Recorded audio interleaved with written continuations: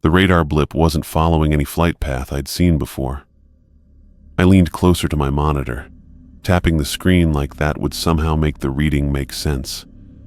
The contact was moving at speeds that should have torn any conventional aircraft apart, zigzagging across Nevada airspace like physics meant nothing to it.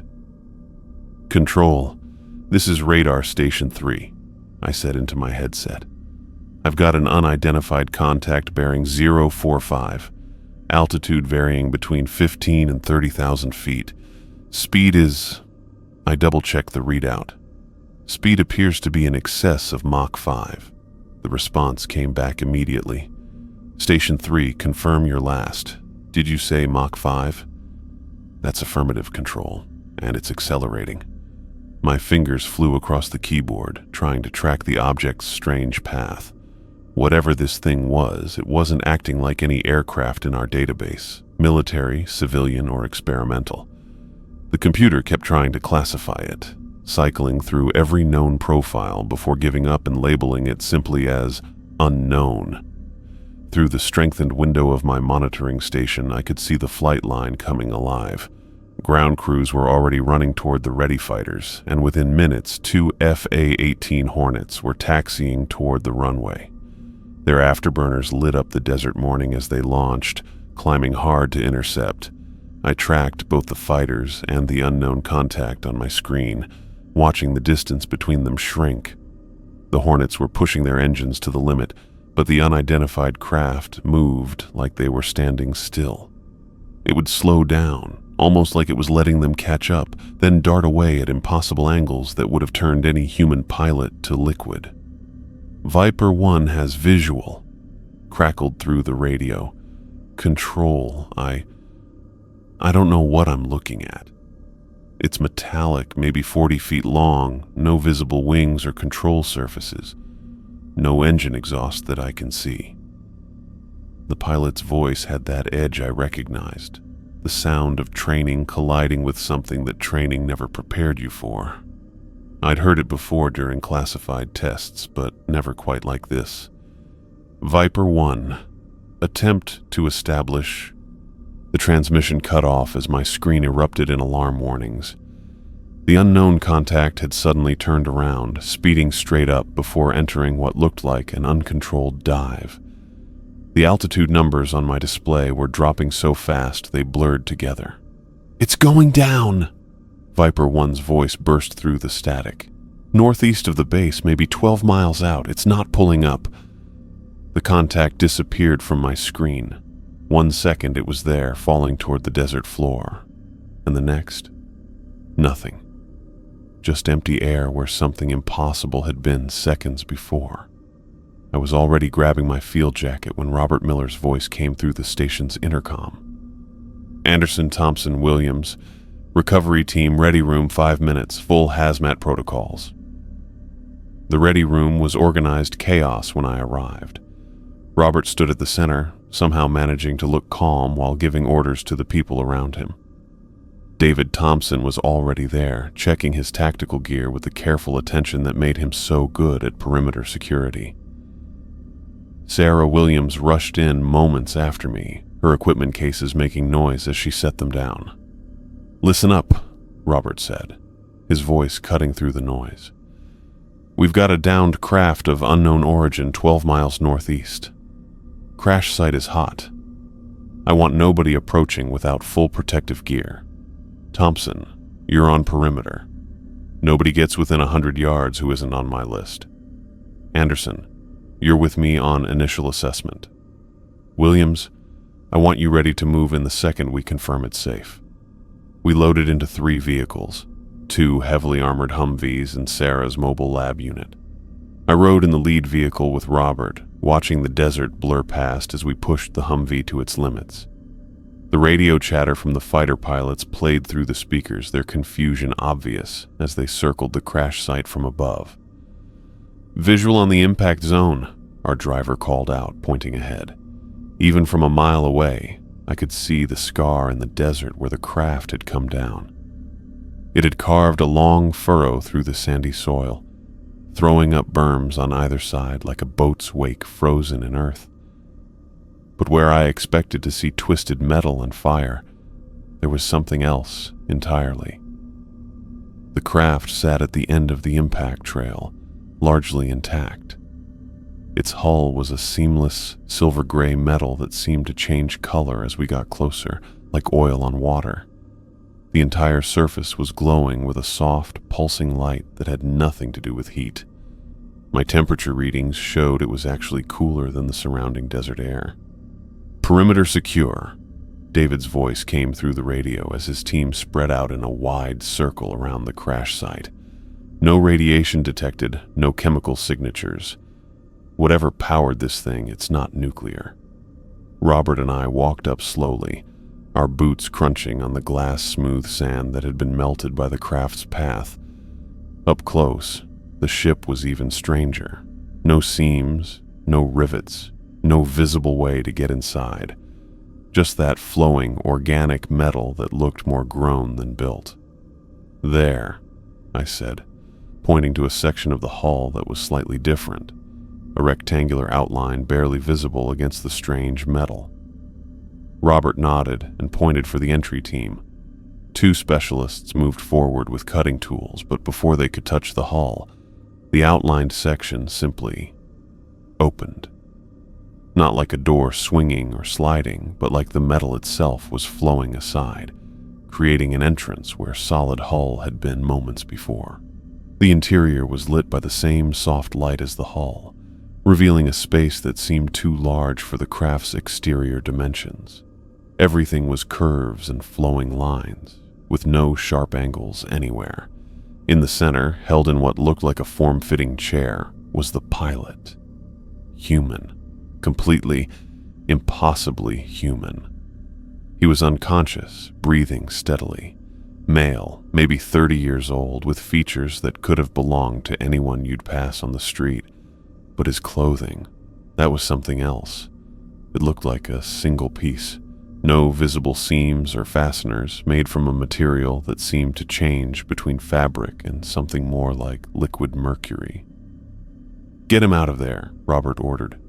"Careful, we don't know what we're dealing with." I helped the medical team ease the figure onto a stretcher. As we lifted him, my gloved hand brushed against his exposed skin, and I felt a strange tingling, like static electricity but different. His skin had an odd quality to it, almost glowing, as if there was light moving just beneath the surface. "Vital signs are strong," one of the medics reported. "Pulse steady at 60, respiration normal, no visible trauma." That made no sense. The craft had hit the desert floor at speeds that should have turned anyone inside into paste. But this man didn't have a scratch on him. Even his strange clothing was undamaged. Sarah had arrived with her equipment and was taking readings of both the craft and its occupant. Her usual scientific calm was cracking slightly. I could see it in the way she kept adjusting her glasses and rechecking her instruments. "These readings can't be right," she muttered, running her scanner over the unconscious figure again. "The cellular activity levels are off the charts, but the patterns they're human, but not. It's like looking at a familiar picture through a kaleidoscope." "Secure everything," Robert commanded. "I want the craft loaded for transport within the hour. Use the heavy lifter. I don't care if it's overkill. And our guest here goes in the isolation unit until we know what we're dealing with." The next 2 hours were controlled chaos as the recovery team worked to extract the craft. It was lighter than it looked, which raised even more questions about what it was made of. The unconscious pilot was transferred to a specially equipped medical transport, with Sarah staying nearby, taking constant readings. I rode back to base in the medical transport, keeping watch over our strange visitor. He never moved, never showed any sign of distress. Just that steady breathing and the subtle shine of his skin in the vehicle's harsh lighting. Every few minutes, I found myself checking that he was still there, still real, not some desert hallucination. The underground containment facility at Area 51 had been built for moments like this, though I wondered if even its designers had imagined we'd actually use it. The craft was housed in the main hangar, already surrounded by teams of scientists and engineers. Our visitor was taken to the medical isolation wing, a section I'd only seen during orientation tours. As they wheeled him through the reinforced doors into the secure medical bay, I stood there in the hallway, trying to process what had just happened. We'd trained for this possibility, run countless drills and scenarios. First contact protocols, alien technology recovery, biological containment procedures. It was all supposed to be theoretical, just in case planning for something that would probably never happen. But now it had happened. That man, or whatever he was, lying unconscious in our medical bay was proof that we weren't alone.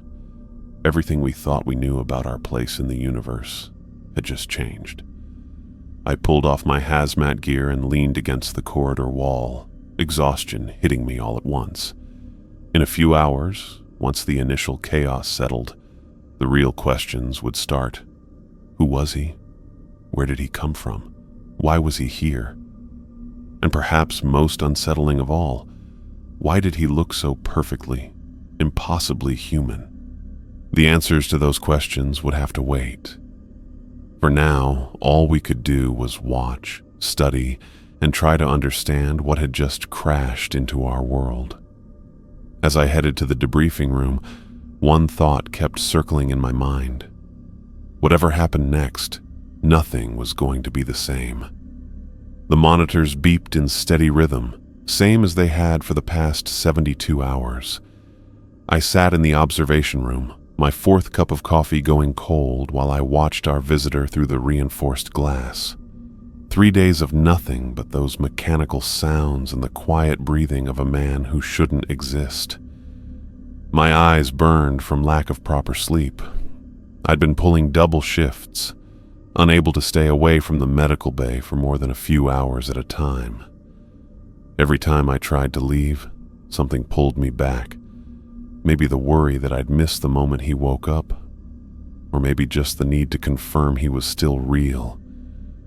The medical readouts painted a picture that made no sense. Heart rate, blood pressure, brain activity, all perfectly normal for a healthy adult male. But Sarah's cellular analysis reports sat on the desk next to me, full of data that had her practically buzzing with excitement. The same common pattern she'd mentioned at the crash site, but twisted into configurations that suggested biological engineering beyond anything in our current understanding. Robert's voice crackled through the intercom. "Any change?" "Negative," I replied, not taking my eyes off the figure on the bed. "Same as the last check." "I'm sending Thompson down with the next shift rotation. You need actual sleep, Anderson." He was right, but I couldn't shake the feeling that something was about to happen. Call it instinct or paranoia, but after 3 days of waiting, the air in the facility felt charged with anticipation. The secure medical bay was a masterpiece of containment design. 3 layers of reinforced glass, each capable of stopping anything short of heavy ordnance. Atmospheric controls that could flood the room with sedative gas in seconds. Recording equipment capturing every angle, every breath, every twitch of muscle. We'd prepared for hostile aliens, dangerous pathogens, aggressive first contact scenarios. What we hadn't prepared for was nothing. Just a man who looked like he could be anyone's neighbor, sleeping off what should have been a fatal crash. I stood up to stretch, my joints protesting the hours spent in that uncomfortable chair. Through the observation window, I could see Sarah entering the outer medical station, wheeling in another cart of testing equipment. She'd been relentless these past 3 days, running every test she could think of and inventing new ones when the standard procedures gave impossible results. Her latest report had confirmed human DNA. Definitely, undeniably human. But the cellular structures were different. More efficient, more complex. Like comparing a modern smartphone to Alexander Graham Bell's first telephone. Same basic concept, but centuries of advancement between them. A slight movement caught my eye. Just a finger twitch, barely noticeable. I leaned forward, watching carefully. Another twitch. Then his whole hand flexed. I hit the alert button. "He's waking up." The response was immediate. Robert arrived within 90 seconds, David Thompson close behind with his recording equipment. Sarah rushed in from the medical station, her eyes bright with anticipation behind her glasses. The rest of the response team filed in quickly but quietly, everyone taking their assigned positions. On the monitor, our visitor's eyes moved beneath closed lids. His breathing pattern changed, becoming less regular, more conscious. His head turned slightly on the pillow, and then his eyes opened.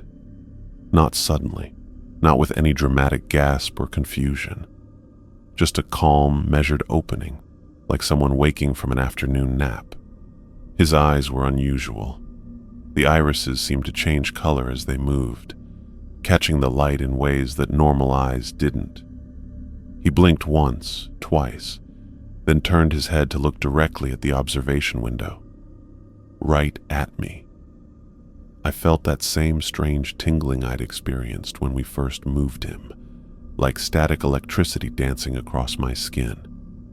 His look was steady, intelligent, and somehow knowing, like he could see through the one-way glass, through the walls, through everything we'd built to contain him. "Good morning," he said, his voice carrying clearly through the intercom system. Perfect English. No accent I could identify. The words were calm, measured, like he was greeting colleagues at a conference rather than waking up in a containment cell after a catastrophic crash. Robert grabbed the communication microphone. "This is Colonel Miller, United States Air Force. You're in a secure medical facility. Are you able to understand me?" "Perfectly, Colonel," the man replied, sitting up slowly. The medical sensors stayed steady. No spike in heart rate, no signs of distress. "My name is Adam. I apologize for the dramatic arrival. That wasn't part of the plan." "Adam," Robert repeated, his tone neutral. "Can you tell us where you're from?" A slight smile crossed Adam's face. "That's going to be the complicated part. I'm from here, Earth, just not now." Sarah couldn't contain herself. "When?" Adam turned that unsettling look toward her voice. "By your calendar, approximately the year 15,000. The room went silent except for the steady beep of monitors. I watched Robert's jaw tighten, saw David's fingers pause over his keyboard. Sarah just stared, her mind probably racing through the implications. "You're claiming to be a time traveler," Robert said flatly. "I'm not claiming anything," Adam replied. "I'm simply answering your question. I'm from Earth's future, humanity's future, to be specific. We're the same species, Colonel, just further along." Robert looked at me through the window. I knew what he was thinking. Delusion, psychological warfare, elaborate cover story, all more likely than the truth Adam was claiming. But something about the way he said it, the calm certainty in his voice. "Let's say I believe you," Robert continued. "Why are you here?" Adam swung his legs over the side of the bed, moving with that smooth grace I'd noticed when we first got him back. "Scientific observation. We study our past to better understand our present. My mission was routine. Watch, record, return. But something went wrong during my return journey.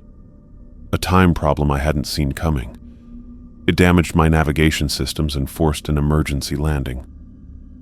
"In 1997, Nevada," David said, speaking for the first time. "An unfortunate coincidence," Adam agreed. "Or perhaps not. Temporal mechanics can be unpredictable." Over the next several hours, we fell into a rhythm of questions and answers. Adam stayed sitting on the medical bed, occasionally sipping water but refusing food, claiming his enhanced metabolism could go weeks without it. Every answer he gave raised 10 new questions. He described a future Earth that sounded like fantasy. Humanity had survived near extinction in the late 21st century. Climate catastrophe, resource wars, pandemic diseases that made our worst nightmares look tame. But somehow, from that crucible, we'd emerged changed, unified. The petty divisions of nation, race, and ideology had burned away in the fire of survival, leaving something better. "We don't fight anymore," he explained, his voice carrying a weight of history.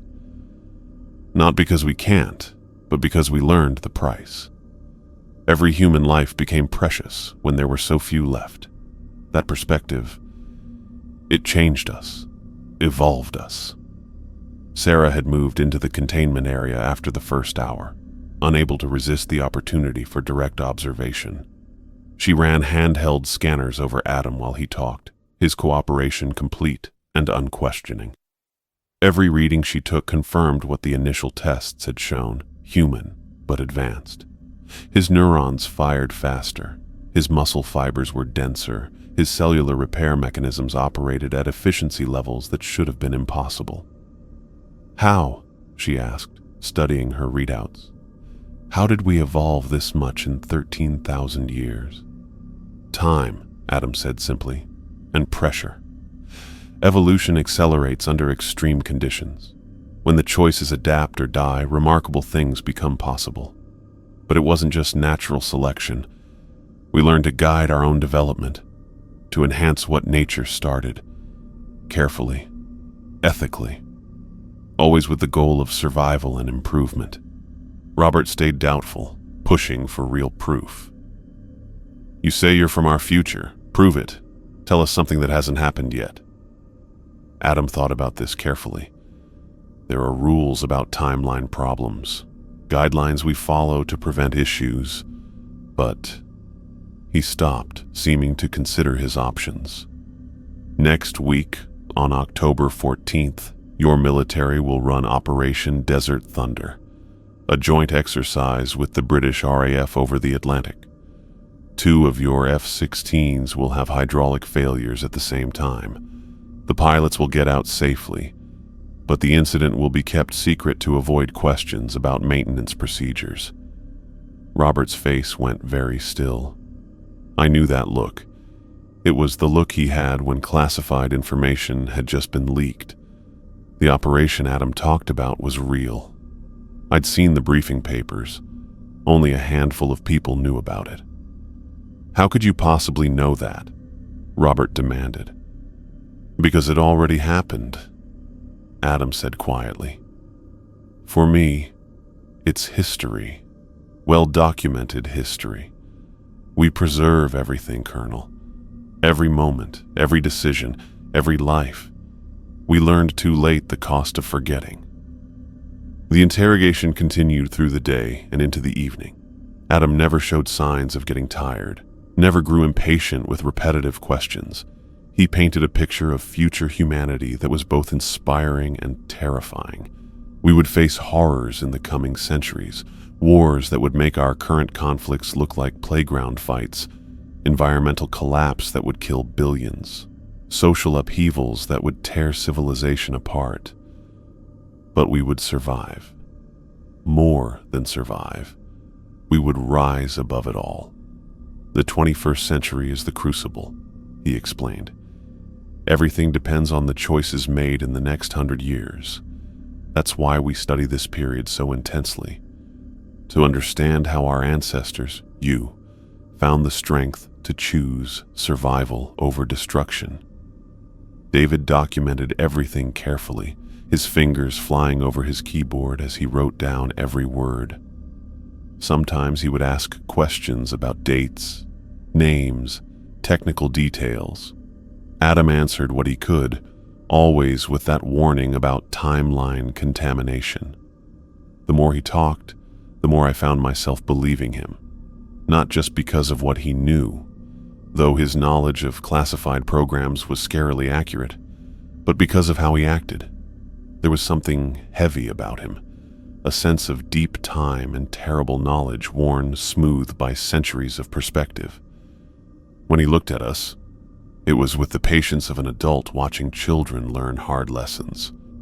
"Your DNA is human," Sarah said during one of her examination breaks.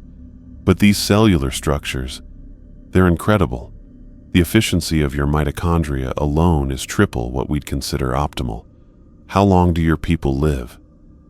"Longer than you'd believe," Adam answered. "Death became a choice rather than an inevitability. Most choose it eventually. Existence without ending loses meaning.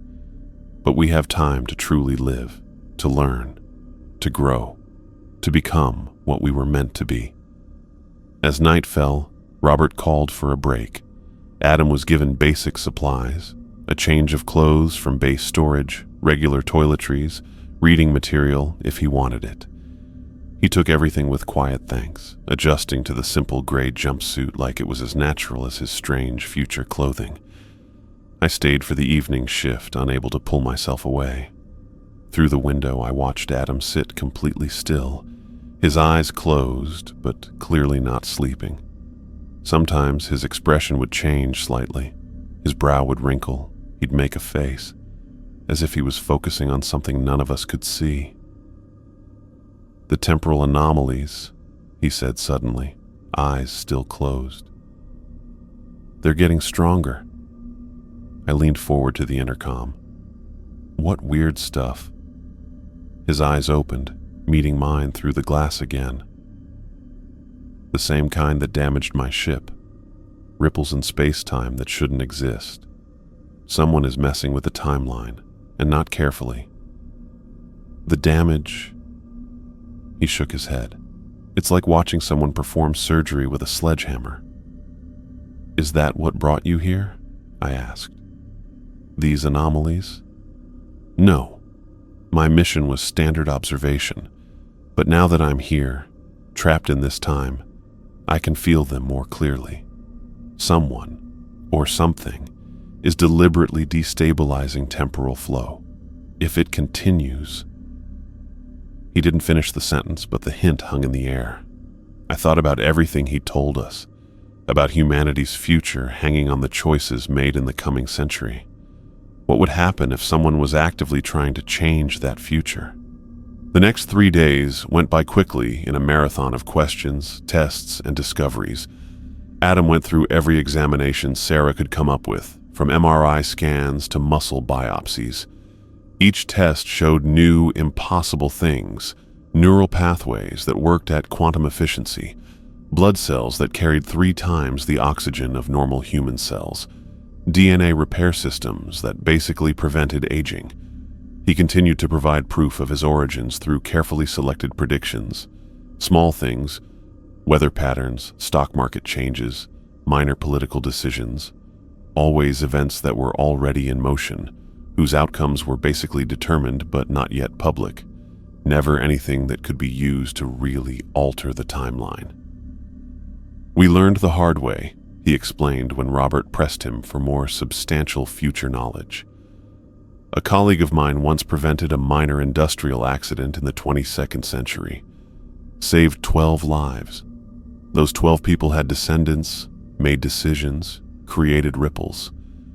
By the time the changes propagated forward, entire cities that should have existed never came to be. Billions of potential lives erased because we thought we were being compassionate." That responsibility was obvious in his voice. Time travel, he explained, was humanity's greatest achievement and most dangerous tool. In his era, it was regulated by councils of philosophers and scientists who spent decades debating the ethics of each mission. "But you're here now," Sarah pointed out, "talking to us. Isn't that contaminating the timeline?" "My being here is already a contamination," Adam admitted. "My ship crashed where it shouldn't have. You've seen me, tested me, learned things you weren't meant to know yet. The damage is done. Now I can only try to minimize it to ensure the timeline stays as close to its original course as possible." Robert never fully let go of his doubt, but even he couldn't argue with the growing evidence. Adam's predictions came true way too often. His body readings went beyond what we thought humans could do. His knowledge of physics and time travel made Sarah dizzy, bringing up ideas our science wouldn't find for centuries. On the 6th day, something changed. Adam had been getting more and more worried about the time problems he claimed to feel. During the morning questioning session, he suddenly grabbed the sides of his bed, his face twisting like he was in pain. "It's getting worse," he gasped. "The interference is accelerating. They're rewriting key events. I can feel the timeline trying to compensate, but it's like elastic being stretched too far. If it snaps..." "What happens if it snaps?" I asked through the intercom. Adam looked up at me, and for the first time since he'd awakened, I saw fear in those strange, changing eyes. Paradox cascade. The timeline fractures. Past, present, and future become meaningless concepts.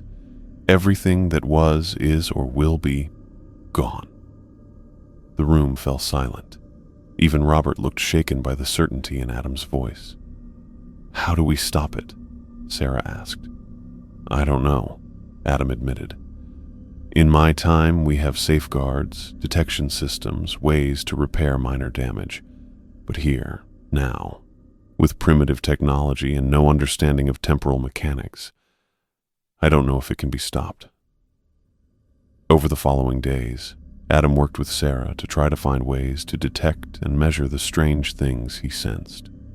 Using our equipment in ways it was never designed for, they managed to identify subtle changes in local space-time.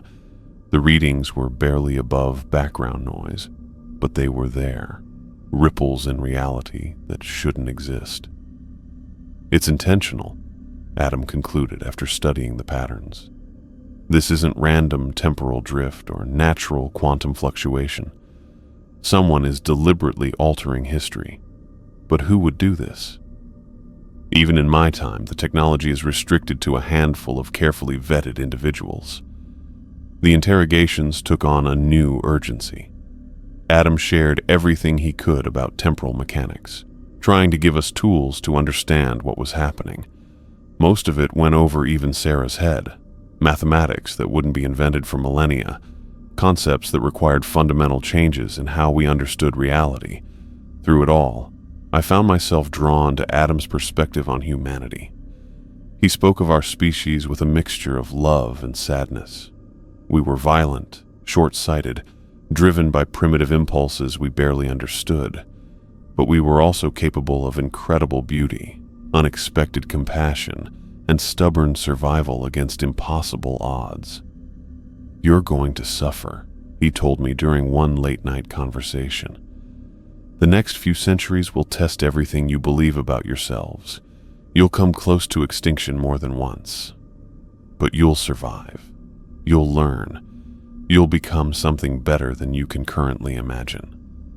I wanted to ask him for specifics, for names and dates and the key decisions that would determine our fate. But I already knew he couldn't tell me. The future had to unfold naturally, mistakes and all. That was the only way we'd learn the lessons we needed to evolve. As the second week of questioning began, Adam's condition started to change. The glow beneath his skin that I'd noticed when we first found him began to fade. His perfect health readings developed subtle problems. He got tired more easily, needing rest between sessions. "The anomalies," he explained when Sarah questioned him about it. "They're not just affecting the timeline. They're affecting me.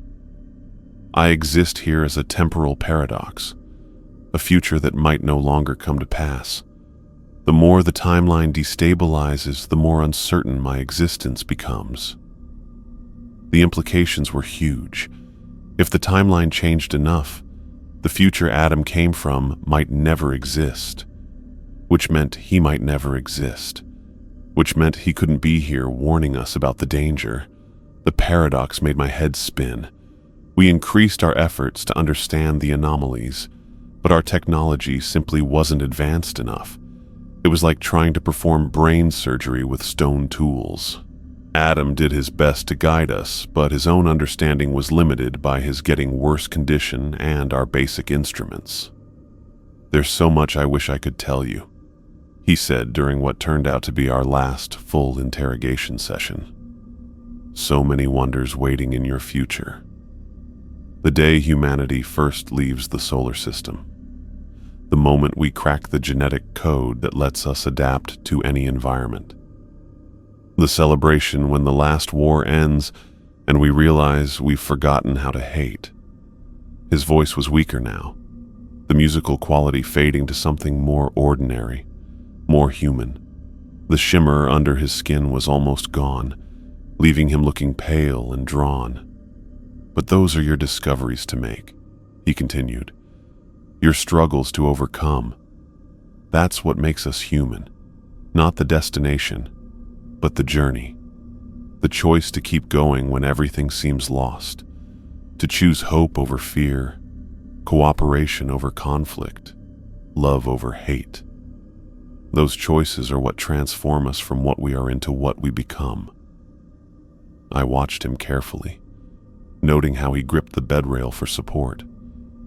Whatever was happening to the timeline was killing him, unraveling his very existence, and there was nothing any of us could do to stop it. I need to document everything. The pen scratched across paper in steady rhythm, filling line after line with that same precise handwriting. I'd been watching Adam work for hours, his determination the only thing keeping him upright at this point. 2 weeks since he'd started documenting everything, and his body was failing faster each day. Sarah came in with her morning readings, her face telling me everything before she spoke. The cellular degradation had accelerated overnight.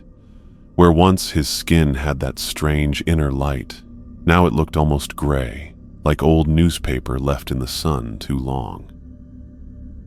His mitochondrial function is down another 12%, she said quietly, not wanting to disturb his writing. At this rate, she didn't need to finish. We all knew what was coming. Adam's hand paused mid-sentence, and he looked up at us through the observation window. Those eyes that used to change color with the light were dull now, more human than they'd ever been. He set down the pen carefully and moved his fingers, working out cramps that shouldn't have been possible for someone from his advanced civilization. "How many pages now?" Robert asked through the intercom. 3,217, Adam replied, his voice rougher than yesterday. "Almost done. The important parts anyway." The important parts? 13,000 years of human future packed into notebooks that looked like something from a college lecture. He'd been writing about everything, the climate disasters that would kill billions, the resource wars that followed, the biological plagues that nearly ended us. But also the recovery, the cooperation that grew from desperation, the slow change into something better. I'd caught glimpses over his shoulder during my shifts. Cities that floated in the sky. Humans changed to live in the ocean depths. Technology that merged consciousness with quantum fields. Stories that sounded like fantasy, but were written with the dry precision of historical fact. "You should rest," Sarah said. "Just for a few hours." Adam shook his head, already reaching for the pen again. "No time. The dissolution is speeding up. I can feel my connection to this timeline getting weaker." David had been unusually quiet during his documentation sessions lately. Now he cleared his throat. "The readings from the crash site. The magnetic problems are getting stronger." "The ship knows," Adam said without looking up from his writing. "It's connected to me. When I go, it goes. Can't leave future technology lying around the past." Another safeguard, another protection for the timeline. Even dying, Adam was careful not to mess up history more than necessary. I spent most of my shifts just sitting there, watching him write. Sometimes he'd pause and look at nothing, his expression distant like he was remembering things that hadn't happened yet. Other times his hand would cramp so badly he'd have to stop, rubbing fingers that were losing their superhuman coordination. "Tell me about the journal," I said during one of his breaks. Adam looked up at me, thinking it over. Everything you need to know is in here. Not everything you want to know. That would be dangerous. But enough to understand what's coming and why it matters. The climate wars, I said. They're really that bad? Worse than you can imagine, but also necessary. Humans don't change until they have to. The suffering teaches lessons that prosperity never could. From the ashes of the old world, something new grows, something better. His voice had taken on that distant quality again, like he was seeing through time itself. Then another coughing fit hit him, and he was just a dying man in a containment cell again. Sarah tried everything those 2 weeks. Experimental treatments, cellular regeneration techniques based on Adam's own biology, even desperate attempts to stabilize his quantum signature. Nothing worked. How do you treat someone who's being erased from existence itself? Robert maintained his professional distance, but I caught him staring through the observation window sometimes when he thought no one was looking. This whole situation had shaken him more than he'd admit. Proof of time travel, evidence of humanity's future, and now watching that future die in front of us. 3,500 pages, Adam announced on what would be his last morning. The chronicle is complete. He set down the pen with obvious relief and struggled to his feet. The simple act of standing left him breathless, gripping the bed rail for support. "I need to speak with Colonel Miller," he said. "All of you, actually. There are things that need to be said." We gathered in the observation room while Adam stood on the other side of the glass. Even dying, even barely able to stand, there was dignity in how he held himself. "The timeline is more damaged than I initially believed," he began. "My death won't end this. The interference continues. Someone, somewhere, is still trying to rewrite history. Tell us how to stop them," Robert said immediately. Adam smiled sadly. "With your technology? Impossible," but he steadied himself against the wall. "The knowledge in that journal, used wisely, might help humanity prepare, not to change the future, but to survive it." He looked at each of us in turn. "Colonel Miller, your doubt serves you well. Never stop questioning. Mr. Thompson, your careful documentation may prove more important than you know. Dr. Williams, your curiosity pushes boundaries. Don't let anyone diminish that." Then his eyes found mine. "Mr. Anderson, Michael, I have a specific request for you." "Anything," I said without hesitation. "The journal. I'm entrusting it to you, not to the government, not to the military, not to the scientific community. To you, personally." Robert started to object, but Adam raised a trembling hand. "The knowledge is too dangerous to be widely known, but it's also too important to be buried in bureaucracy. Michael has the wisdom to know when and how to use it. More importantly, he has the restraint to know when not to." He was fading visibly now. That gray pallor had spread across his entire body, and I swear I could see the wall behind him through his form.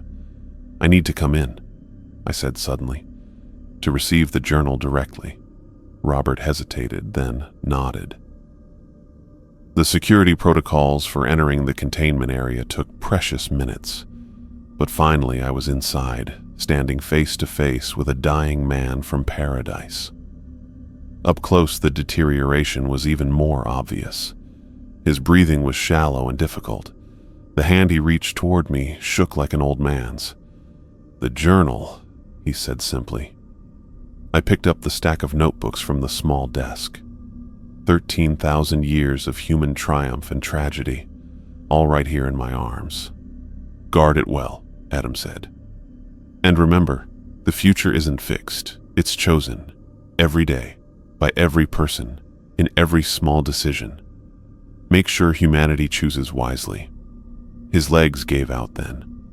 I dropped the journals to catch him, easing him back onto the bed. He felt so light, like he was barely there. "It's time," he whispered. Sarah burst in with her medical team, scanners ready, but we all knew there was nothing to be done. Adam's form was becoming translucent, like looking at him through frosted glass. "Thank you," he said, his voice coming from very far away. "For believing, for listening, for being the humans who will become us." The breakdown sped up. His outline became fuzzy, getting unclear. The medical monitors went crazy, then flatlined one by one, not because his heart stopped, but because there was nothing left for them to detect. I watched Adam fade like a projection losing power. His eyes found mine one last time, calm and accepting. Then he was gone. Not dead. Just gone. The bed was empty, his gray jumpsuit lying flat where his body had been. "Temporal cascade complete," Sarah said, reading her instruments with shaking hands. Massive quantum fluctuations centered on... She stopped, staring at the readings. There's nothing there. According to these sensors, there was never anything there. Robert was already on the radio, checking with the teams watching the crash site. The report came back within minutes. The ship had disappeared. Aerial surveillance showed only a perfect circle of melted sand where it had been. "Full lockdown," Robert ordered. "Everything gets classified. Recordings, medical data, all of it. This never happened." But it had happened. I held the proof in my arms. Thousands of pages of carefully written future history. Adam's legacy, given to me for reasons I didn't fully understand. The next hours were controlled chaos. Every piece of equipment that had touched Adam was put away and checked. Every recording was copied and locked away. Every person who'd had contact with him was questioned and sworn to deeper secrecy than even our usual protocols demanded. I took the journal to the most secure vault in the facility, a place designed to survive nuclear war. As I placed the notebooks on the shelf, I felt Adam's trust. This knowledge could change everything. Prevent disasters, save billions of lives, advance our technology by centuries. But it could also cause exactly the kind of paradoxes Adam had warned about. Save the wrong life, prevent the wrong disaster, and the entire timeline could unravel. The future Adam came from, that paradise where humanity had learned to go beyond its limitations, might never come to pass. I locked the vault and pocketed the key. For now, the journal would stay hidden, but I would remember where it was. And if the temporal problems Adam detected grew worse, if someone really was trying to erase our future, at least we'd have his warning.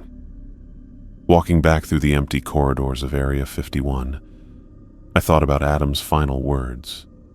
The future wasn't fixed. It was chosen every day by everyone. We'd been given a glimpse of what we could become, not as a guide to follow, but as a reminder of what was possible. Somewhere out there, someone was trying to stop that future from happening. Adam had died to warn us, giving up his existence to preserve the timeline. Now it was up to us to make sure humanity survived long enough to fulfill the destiny he'd shown us. I returned to my duties, carrying secrets that would have broken a weaker mind. But I also carried hope. Whatever challenges lay ahead, the climate disasters, the wars, the plagues, we would survive them. We would learn. We would evolve. We just had to make the right choices. 26 years can change everything, or it can change nothing at all. The same monitors still shined in my office at Area 51. The same concrete walls surrounded me, but I'd aged into them now. My hair had gone gray at the temples, matching the security clearance level I'd achieved after decades of keeping impossible secrets. I pushed back from my desk and walked to the wall safe hidden behind a framed photo of the Mojave Desert.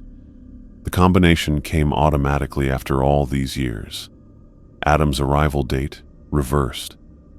Inside sat the same leather-bound journals I'd locked away in 1997, their pages yellowed, but the ink still sharp and clear. The morning headlines on my computer screen could have been pulled directly from Adam's writings. Hurricane Sophia had just devastated the Gulf Coast, the third Category 5 storm this season. The water wars between India and Pakistan were getting worse, exactly on schedule. The new quantum computing breakthrough announced last week matched Adam's timeline down to the month. I'd resisted looking at the journals for years, keeping my promise to leave them untouched. But as the world moved toward the disasters Adam had written about, I found myself checking his predictions more often. Not to change anything. I understood the danger there, but to prepare myself for what was coming. Sarah knocked and entered without waiting for permission, a privilege earned through decades of shared secrets. Her auburn hair had faded to silver, but her mind stayed as sharp as ever.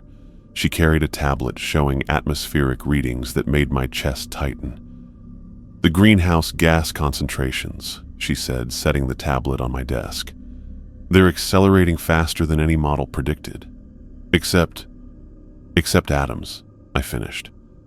She nodded, adjusting her glasses. A newer pair, but the same nervous habit. "Michael, I've been thinking. What if we use just a small piece of the knowledge? Not enough to change the timeline dramatically, but maybe to ease the transition, reduce the suffering." "No." The word came out harder than I intended.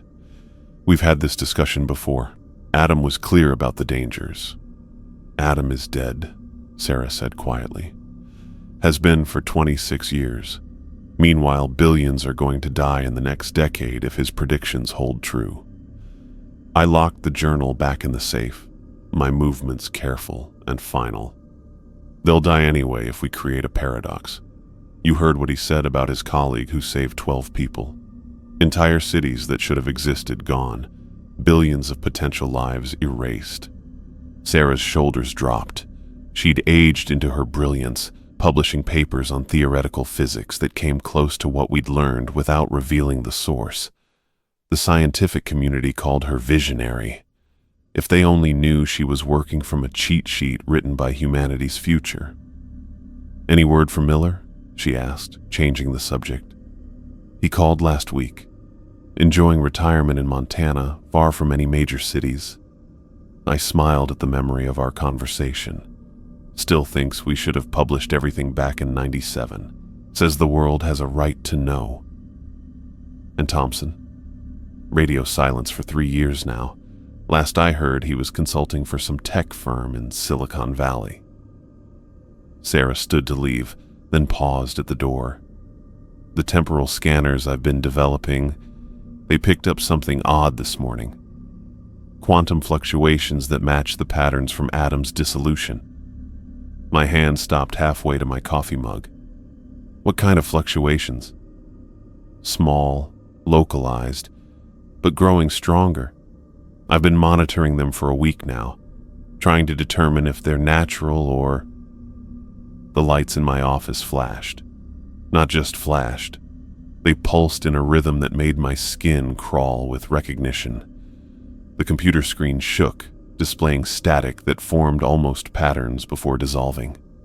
My secure phone began ringing with no incoming number, then cut off mid-tone. Sarah's tablet went dead in her hands. The temperature dropped 10 degrees in seconds, our breath misting in the suddenly cold air. The overhead fluorescence dimmed to amber, then blazed white-hot before settling into an unstable shimmer. "Michael," Sarah whispered, backing toward the door. But I wasn't looking at her. I was watching the center of my office, where the air itself had started to shine, not like fire or electricity, like starlight pressed into human shape. The brightness built slowly, threads of energy weaving together into a familiar outline. The figure that appeared wasn't solid. It existed as patterns of light that hinted rather than spelled out, constant motion contained in almost human shape. But even transformed into pure energy, I recognized him. Adam. The being that had been Adam turned toward me, and I felt that same static charge from 26 years ago magnified 100-fold. When he spoke, The voice came from everywhere and nowhere, resonating through the walls themselves. "Hello, Michael. I apologize for the dramatic entrance. Subtlety becomes difficult when you exist as a quantum probability wave." Sarah had pressed herself against the door, tablet held tight to her chest. I stayed perfectly still, mind racing through what this meant. Adam had disappeared, stopped existing, been erased from the timeline. Yet here he stood, or floated, or existed, in my office. "You died," I said, surprised by how steady my voice sounded. "We watched you fade away." "I transcended," future Adam corrected, his form pulsing with each word. "Death implies an ending. What happened to me was translation. From matter to energy, from fixed existence to quantum superposition. I exist now as possibility rather than certainty." The office equipment had stopped breaking down, settling into a low, electrical buzz that made my teeth ache.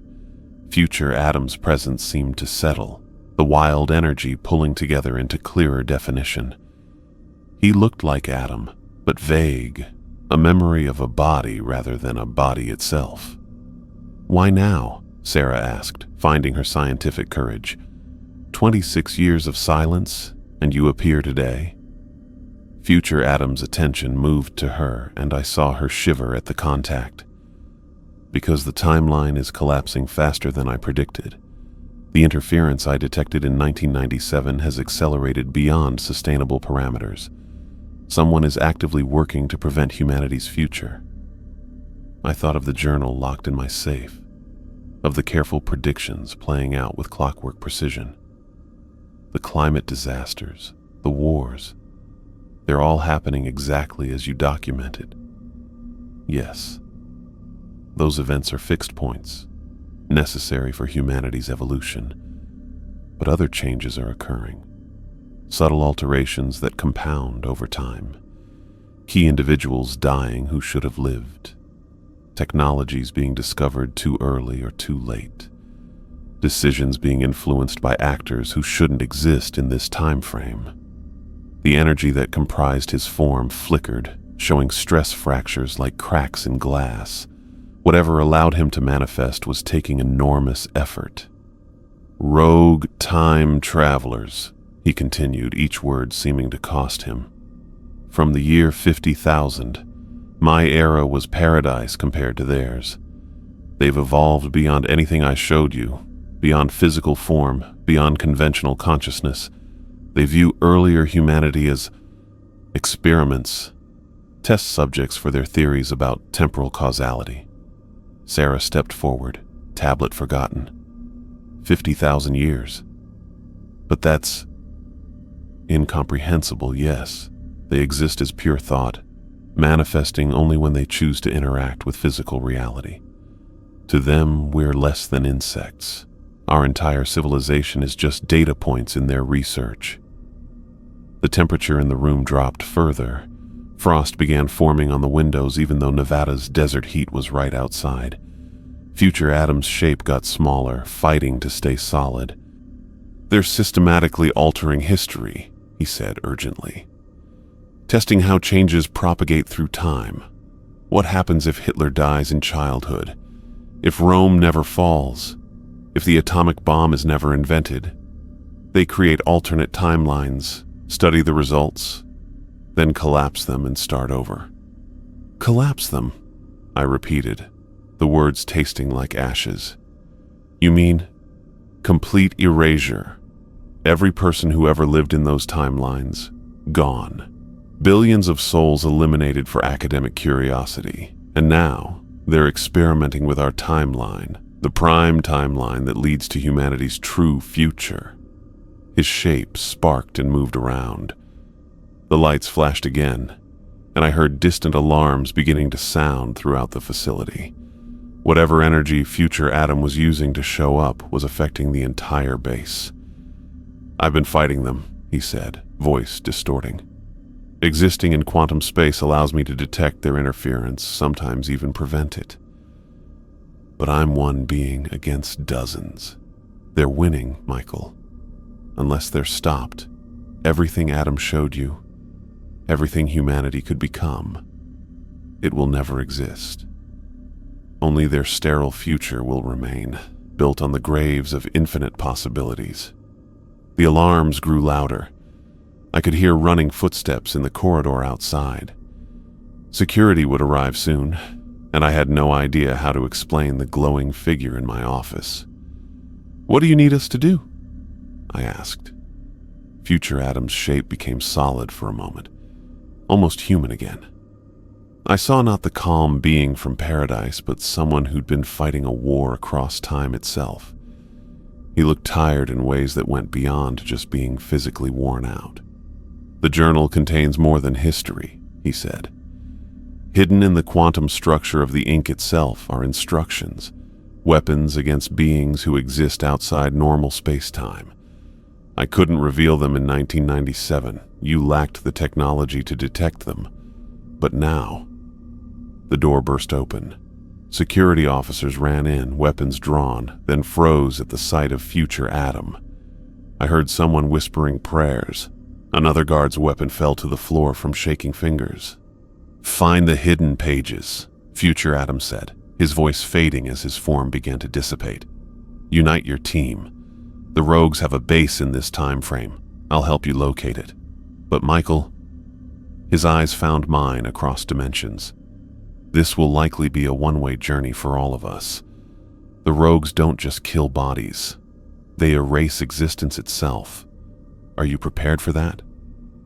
I thought of the world outside, following Adam's predicted path toward disaster and redemption, of the future humanity that would rise from our ashes, wise and transformed, of the beings from 50,000 years from now who would erase it all for curiosity. "We'll stop them," I said. Future Adam smiled, a very human expression on his inhuman face. "I knew I chose correctly 26 years ago. I'll return when you've decoded the journal. Be ready." He disappeared like a switch being thrown, leaving only the smell of ozone and the testimony of a dozen witnesses. The alarms continued their shrill cry as emergency teams responded to the base-wide energy surge. I looked at Sarah, who was already pulling up quantum scanning algorithms on her tablet, then at the security officers who stood frozen in various states of shock and awe. 26 years I'd kept Adam's secret. Now it seemed that secret was about to become a war across time itself. The journal waited in my safe, holding weapons I couldn't yet imagine against enemies that defied comprehension. But first I had some phone calls to make. Robert might be retired, but I had a feeling he'd want in on this mission. And Thompson, wherever he was, needed to know that our past was about to collide with a future that wanted us extinct. The fate of human history hung in the balance, and a handful of aging secret keepers were its only defense. The phone rang 4 times before Robert picked up. I could hear wind through the line, Montana prairie wind that made me remember how different his life had become from mine. "Michael," he said, and even after 3 years his voice carried that same commanding tone. "I was wondering when you'd call.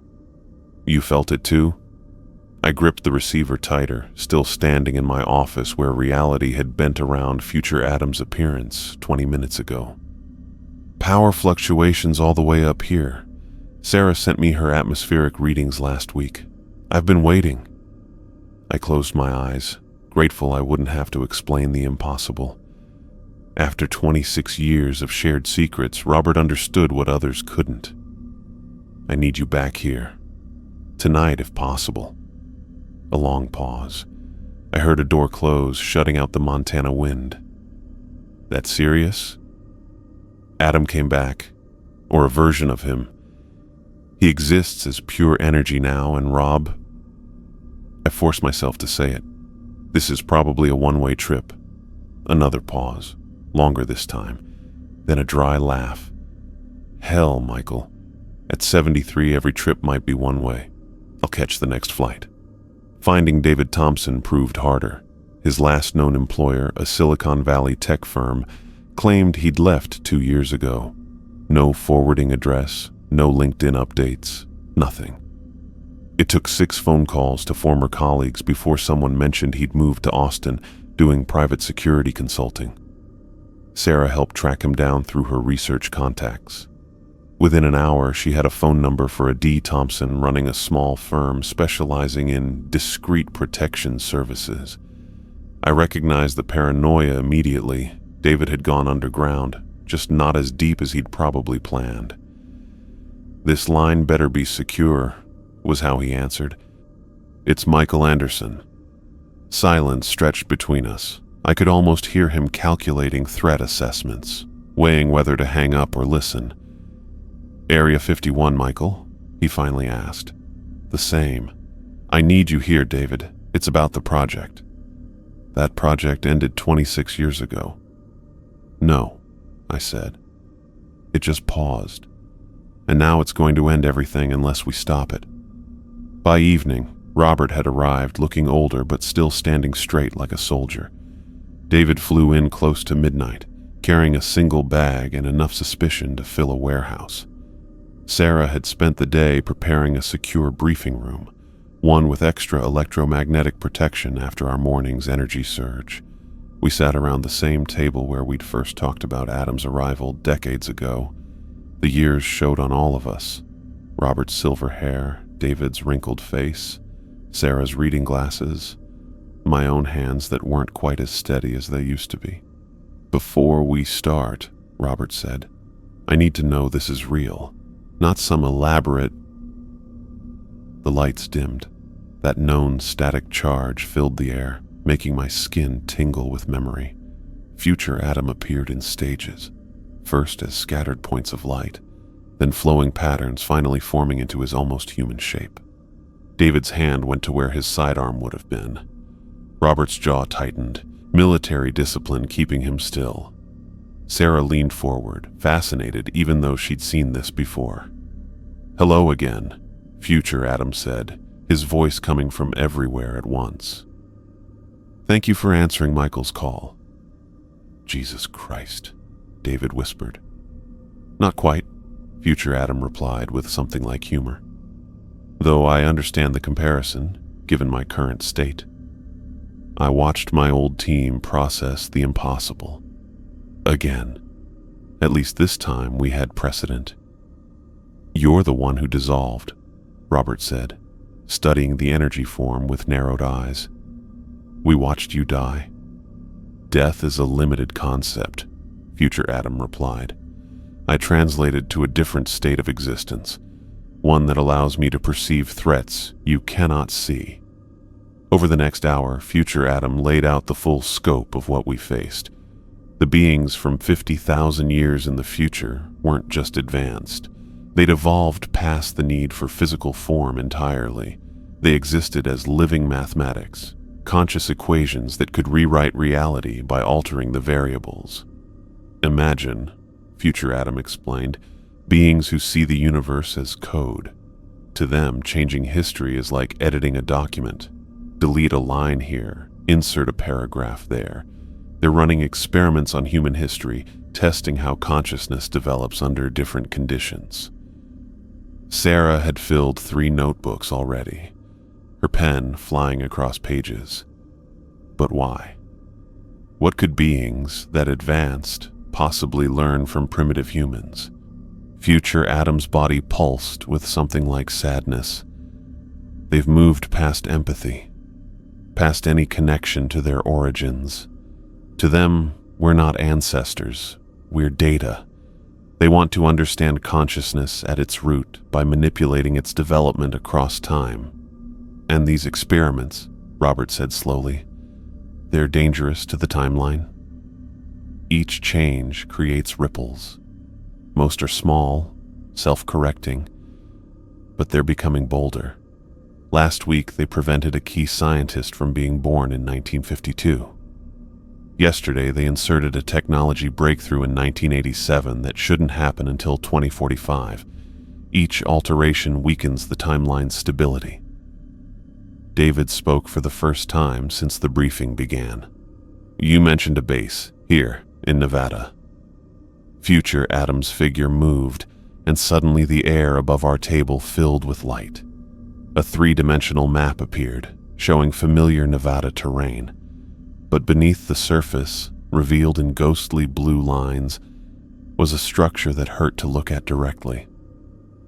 30 miles east of here, Future Adam said. They've built a research station that exists partially outside normal space-time. From there, they can access any point in history within a 1,000-year radius. The structure in the projection made no sense. Hallways that looped back on themselves, rooms that existed in multiple places at once. My eyes watered trying to follow the impossible building design. How do we fight beings that advanced? Robert asked, his tactical mind already working the problem. Future Adam gestured, and objects materialized on the table. They looked like weapons, but wrong. Barrels that twisted through impossible angles, triggers that seemed to exist in several places at once. These are modified from my era's technology, he explained. They fire concentrated temporal disruption fields. To beings who exist partially outside time, they're like bullets to flesh. David picked one up, his security expert's hands automatically checking weight and balance. Assuming we can even find them, if they're that evolved. I can see them, Future Adam interrupted. My current state allows me to perceive their quantum signatures. I'll guide you. Sarah looked up from her notes. The journal. You said there were hidden instructions in the quantum structure of the ink? Yes. Your technology has advanced enough to detect them. The journal contains blueprints for shields against temporal manipulation, methods to stabilize localized space-time, and most importantly, his form flickered. A way to seal dimensional breaches permanently. I felt the weight of what we were planning. 4 people in their 60s and 70s, plus an energy being against creatures from 50,000 years in the future. We'll need 3 days, I said. Minimum. To decode the journal, practice with these weapons, plan our approach. 3 days is acceptable, Future Adam agreed. The rogue faction is currently focused on an experiment in 12th century Japan, but they'll return their attention here soon. Robert stood, slipping back into his colonel persona after all these years. Then we'd better get started. Sarah, you work on decoding the journal. David, you and I will figure out these weapons. Michael, I'll coordinate, I said, and work with Adam on tactical planning. Future Adam's shape began to fade. I'll return tomorrow with more detailed intelligence. Rest tonight. You'll need your strength. He vanished, leaving us 4 aging guards of humanity's timeline staring at each other across impossible weapons. Anyone else feeling too old for this? David asked. Speak for yourself, Robert replied, but his grin took the sting out of it. Sarah gathered her notes, already lost in theoretical possibilities. The quantum ink structures, if I can isolate the frequency patterns. And just like that, we fell back into our old roles. The years disappeared, leaving the same team that had handled humanity's first contact with its own future. Only now, instead of welcoming a visitor from paradise, we were preparing for war against gods. I spent that first night reviewing everything Adam had told us about the rogue faction, beings that existed as living math, creatures that could erase entire family lines with a thought, entities so far beyond human that we registered as little more than bacteria to them. But bacteria could still cause infection, and sometimes the smallest organisms could bring down the mightiest. Sarah worked through the night in her lab, using quantum scanners to decode the hidden information in Adam's journal. I found her there at dawn, surrounded by printouts covered in equations that made my head spin. It's incredible, she said, not looking up from her work. The information was always there, encoded at the subatomic level. Every penstroke contains libraries of data. She showed me partial plans for devices that twisted physics into impossible shapes, shield generators that made pockets of stable time, weapons that could lock a being into a single temporal state, tools for fighting a war across 4 dimensions. Robert and David spent the second day training with the temporal weapons. The firing range repeated sounds that shouldn't exist, whines that pitched up into silence, cracks that arrived before the trigger pull. David adapted fastest, his paranoid mindset apparently perfect for weapons that required you to think sideways. "It's about intention," he explained, adjusting his grip on a rifle-shaped impossibility. "You're not aiming at where they are, but where they might be, or were, or will be." Robert mastered the tactical applications, working out firing positions and cover strategies for a battlefield where enemies could attack from yesterday. His Montana retirement had done nothing to dull his military instincts. Future Adam showed up now and then, each time sharing more intelligence about our target. The rogue faction's base existed in what he called a temporal fold, a pocket of space tucked outside normal time flow. From there, they could watch and manipulate history like scientists studying bacteria under a microscope. "They have defenses," he warned during one briefing. "Automated systems that exist in multiple time streams simultaneously. Guardian constructs that can age you to dust or reverse you to non-existence. The base itself resists linear thinking." "How many of them?" Robert asked. "Currently 4 primary researchers and approximately 12 subordinate entities. But understand, each one could destroy this entire facility with a thought if they perceived us as a genuine threat. Our advantage is that they won't. To them, we're less than insects. They won't expect insects to carry temporal disruptors." On the morning of the 3rd day, we gathered in the motor pool. 2 modified Humvees waited, their armor plating added with Sarah's prototype temporal shields. The vehicles buzzed with barely contained energy, occasionally flashing as if uncertain about which moment they existed in. I loaded the decoded weapons, each one secured in cases. Sarah triple-checked her scanning equipment, devices put together from future Adam's specifications and modern technology. David ran through tactical communications, ensuring our radios would work even if time decided to hiccup. Robert studied satellite photos of our target area, though we all knew the images showed only empty desert. "Remember," Future Adam said, manifesting beside the vehicles, "once we breach their perimeter, they'll know we're there. Speed will matter more than stealth. Get to the central laboratory, destroy their temporal manipulation equipment, and seal the dimensional breach. Everything else is secondary." I looked at my team, 4 people who'd already saved the world once, about to attempt it again with bodies that creaked and minds that sometimes forgot where they'd left their reading glasses. But I also saw the same determination that had carried us through Adam's first arrival. Sarah's brilliant curiosity, Robert's steady leadership, David's protective instincts. We might be older, but we were also wiser. And we had something the rogue faction couldn't understand: connection to our humanity, to the messy, imperfect, beautiful species we were fighting to protect. "Mount up," Robert ordered.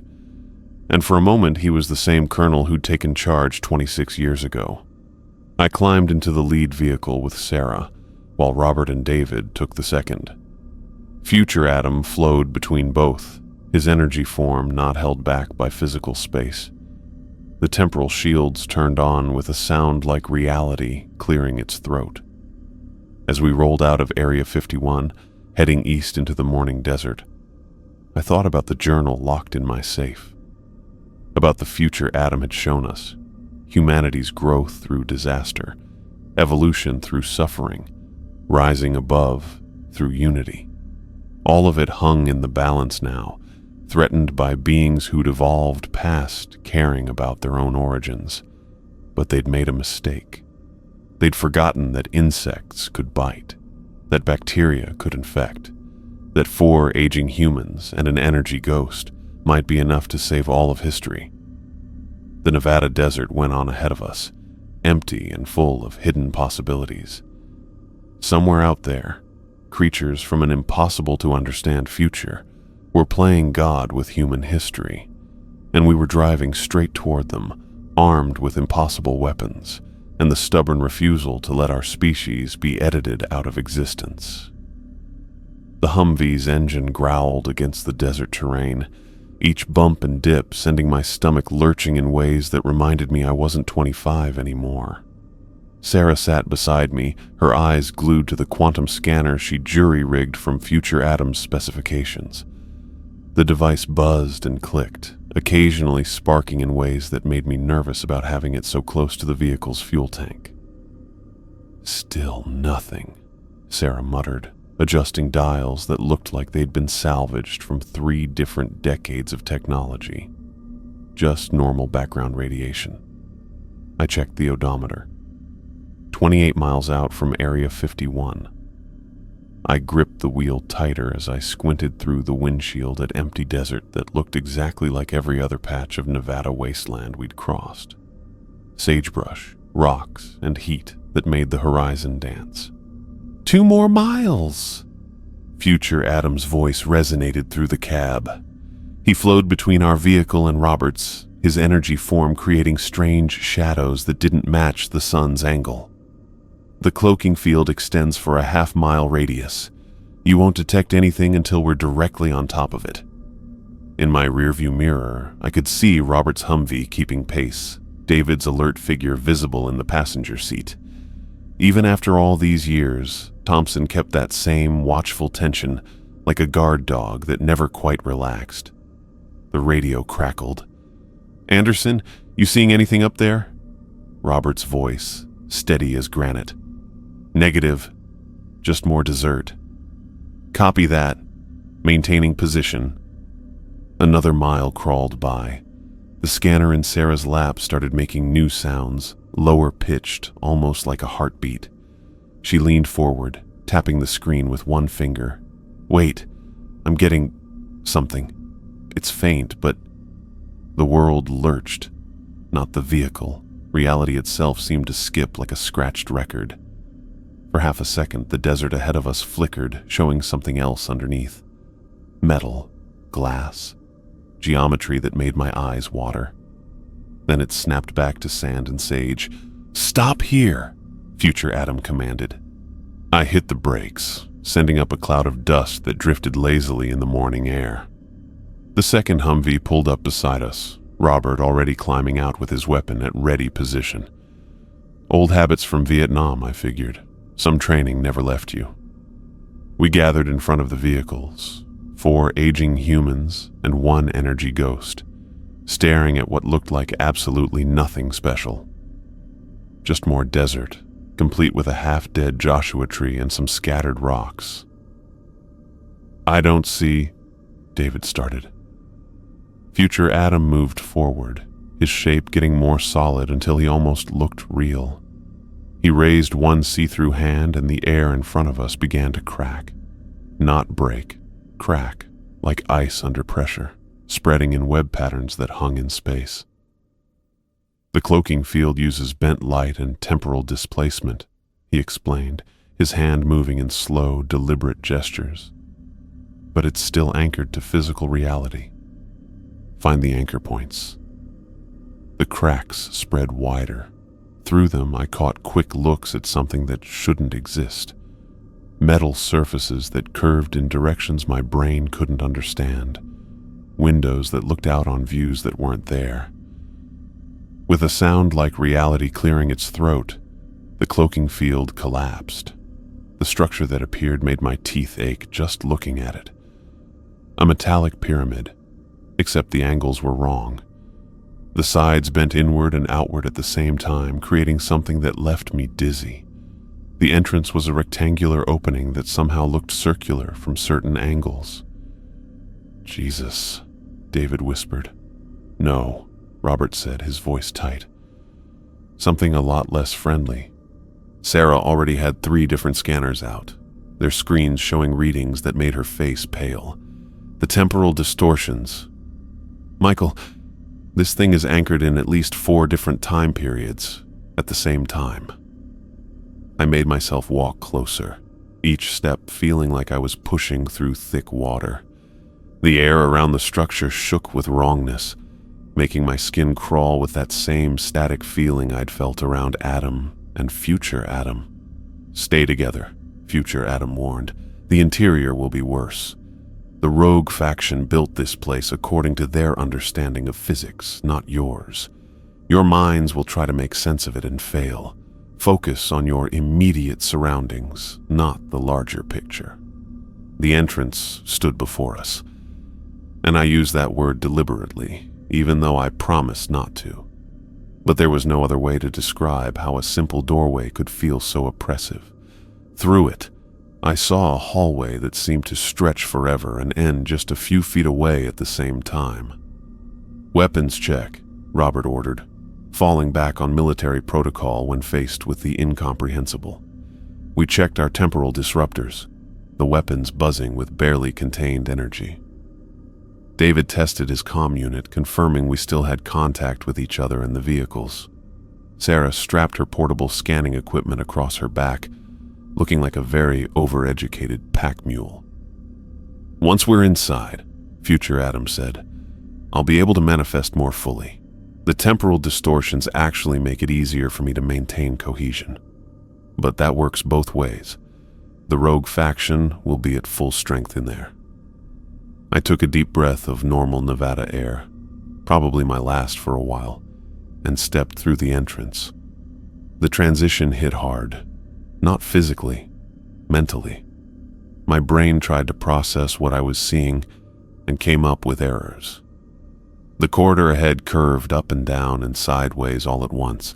The walls were covered in symbols that moved and changed as I watched, never quite the same twice. The floor felt solid under my feet, but looked like it was flowing. "Don't look at the walls," Robert barked. "Eyes forward, watch your step." We moved in single file, Robert leading with David bringing up the rear. Sarah kept one hand on my shoulder, grounding herself in physical contact while her other hand worked her scanner. The reading, she whispered, made no sense. Negative space, inverted time fields, probability cascades. The corridor opened into a vast chamber that my eyes insisted was both the size of an aircraft hangar and no bigger than a closet. The contradiction made my head pound. Equipment filled the space, if you could call it equipment. Structures of light and shadow that pulsed with their own rhythm, geometric shapes that had too many or too few sides, screens showing images that changed based on viewing angle. And in the center of it all, 3 beings that had once been human. I say beings because there was no other word. They'd evolved so far past physical body that looking at them was like trying to focus on a math equation given body. One existed as interlocking triangles that folded through themselves. Another looked like a Klein bottle made of living light. The third was just angles, pure angles with no substance between them. They noticed us the way you'd notice dust motes in sunlight. A vague acknowledgement that something had entered their space, nothing more. "The primary researchers," future Adam whispered, his form solidifying in the chamber's twisted atmosphere. "They're monitoring 17 different timeline experiments from here." Sarah's scanner went crazy, beeping and sparking until she had to shut it off. The temporal distortion readings are off the scale. They're not just observing history. They're actively rewriting it from this room. One of the beings, the triangle one, shifted its attention to us. When it communicated, the words appeared directly in my mind without sound. Primitive forms, pre-transcendent. "Why do you interrupt?" The casual dismissal in that mental voice made my jaw clench. To them, we were less than insects, just primitive forms stumbling into their grand experiment. "Secure the exits," Robert muttered to David, who immediately moved to cover the doorway we'd entered through. The being seemed amused by our movements. "You carry temporal disruptors. Quaint. Do you believe those will affect us?" "Maybe we should find out," I said, my hand moving to my weapon. Wait. This came from the second being, the Klein bottle construct. It moved closer and I felt reality bend around it like space was made of taffy. You travel with a translated one. Interesting. Future Adam stepped forward, his energy form blazing brighter. They're destroying the timeline. Every experiment they run erases billions of potential lives. Lives that never existed cannot be destroyed, the third being interrupted, its angles changing in ways that hurt to track. We study consciousness evolution. Each timeline provides data. Knowledge is preserved even as realities collapse. Knowledge, I spat the word. You're murdering entire timelines for knowledge? The triangle pulsed with something like amusement. Murder implies the ending of actual existence. These are potential existences. Shadows of might be. No different from the countless futures you destroy with every choice you make. Sarah had managed to get one of her scanners working again, and her face went white at the readings. Michael, the equipment in this room, it's connected to time streams going back thousands of years. They're running experiments on human history like we're lab rats. An apt comparison, the Klein bottle agreed. Though you give yourselves too much credit. Bacteria might be more accurate. I'd heard enough. These things might have changed beyond humanity, but they'd also changed beyond any trace of empathy or morality. They were playing God with time itself, and they needed to be stopped. David, Robert, Pattern Alpha, I called out, using code words we'd established during our planning. David immediately moved to flank the beings while Robert brought his temporal disruptor to bear on the nearest equipment cluster. Sarah pulled out her prototype temporal stabilizer, fingers flying over the controls. The geometric beings watched with what felt like amusement. You cannot damage equipment that exists outside your temporal frame. Your weapons cannot harm beings who transcend physical reality. This is futile. Maybe, I admitted, raising my own weapon. But we're going to try anyway. The triangle moved, and suddenly I understood the true scope of what we were facing. Images flooded my mind, thousands of alternate timelines, each one an experiment in human development. I saw Earths where Rome never fell, where the Black Death never happened, where nuclear war had ended civilization in 1962. Each timeline had been created, studied, and discarded like a scientist throwing away petri dishes. But worse than that was the revelation of their ultimate goal. They weren't just studying consciousness evolution. They were trying to create the perfect timeline, one that would produce beings even more advanced than themselves. And they were willing to sacrifice infinite versions of humanity to find it. You're insane, I breathed, the weapon shaking in my hands. Sanity is a concept for limited minds, the being replied. We seek optimization, perfection, the ultimate expression of consciousness evolution. What about the consciousness of all the beings you're erasing? Sarah demanded, her temporal stabilizer humming with building energy. Acceptable losses for greater knowledge. That's when I noticed something else.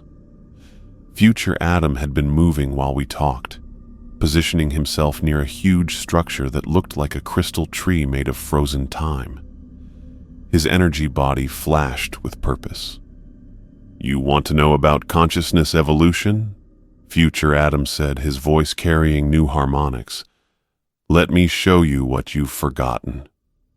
He touched the crystal structure and everything went white. When my vision cleared, we were still in the chamber, but something had changed. The geometric beings were bothered. Their perfect shapes wavered, showing cracks of uncertainty. What did you do? I asked Future Adam. Reminded them of their humanity, he replied.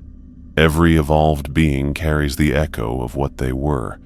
I just amplified it. The triangle being's shape shuddered. For just a moment I saw something underneath, a shadow of the human it had once been, millions of years ago. The recognition in its pattern was clear. No, We went beyond those limitations. You abandoned them, future Adam corrected. But they're still there, buried under eons of evolution. The capacity for empathy, for connection, for caring about others. You've suppressed it, but you can't eliminate it entirely. The beings were struggling now, their perfect geometric shapes changing as buried humanity tried to come back. The Klein bottle being actually screamed, a sound like reality ripping that made my ears bleed. That's when I realized the true danger we were in. If these things reconnected with their humanity while wielding godlike power, the psychological shock could make them unstable.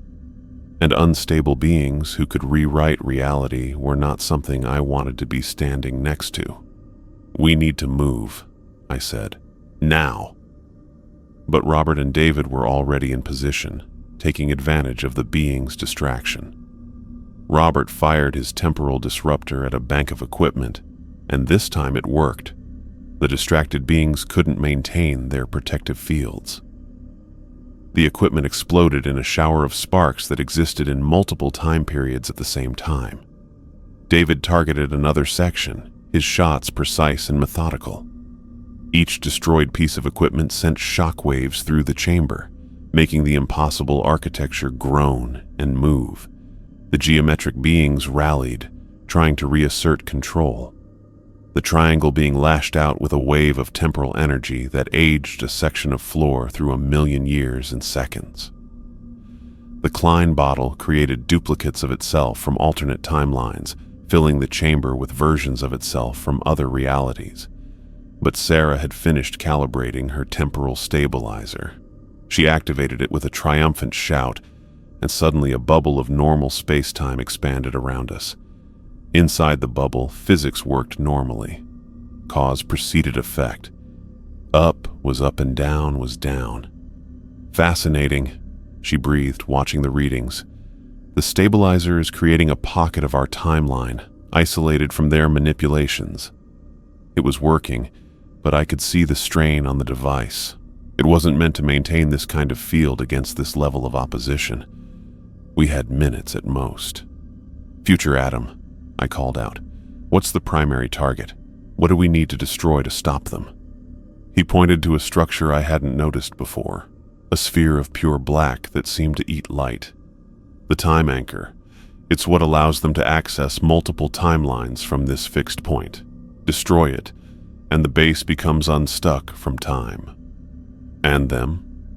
They'll be swept away by temporal currents, unable to maintain position in any single timeline. The rogue faction leader, because I realized that's what the triangle being was, heard this exchange. Its shape became solid with new purpose. You would strand us in the temporal void, condemn us to existence between moments.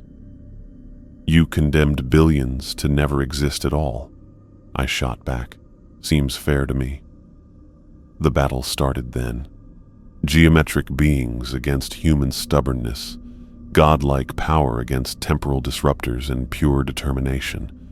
The room became a war zone across multiple dimensions, with attacks coming from yesterday and tomorrow at the same time. But even as we fought, even as reality cracked and reformed around us, I knew we were outmatched.